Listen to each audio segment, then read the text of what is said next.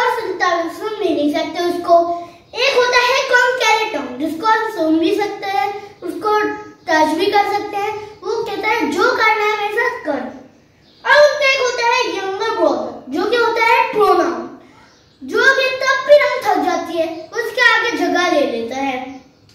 उनके एक younger sister भी होती है, जो कि वर्ब होती है, जो कि हर वो काम करती रहती है।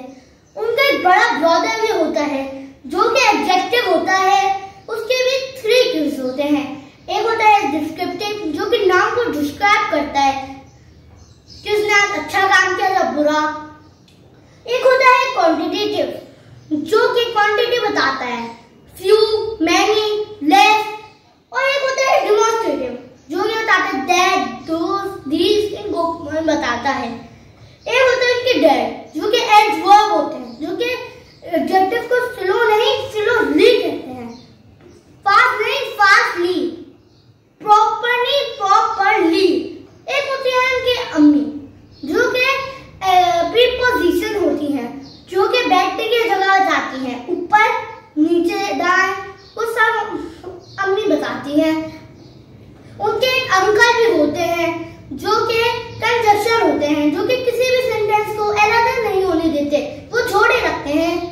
एक उनकी एक आंट होती हैं, जो कि इंटरजेक्शन होते हैं, वो हर दुख और हर खुशी में उनसे मिलने आती है।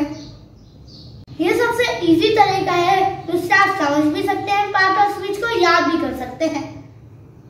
अगर आपको पार्ट ऑफ स्पीच के बारे में और समझना है तो आप मेरे चैनल पे जाके और भी वीडियोस देख सकते हैं। और कैसी लगी आपको मेरी पार्ट ऑफ स्पीच की स्टोरी?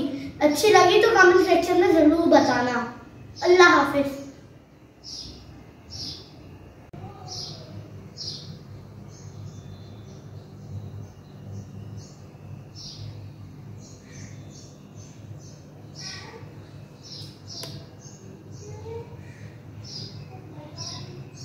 अब भी आप लाइक शेयर और सब्सक्राइब नहीं करेंगे और बेल आइकन का बटन दबाना मत भूलिएगा।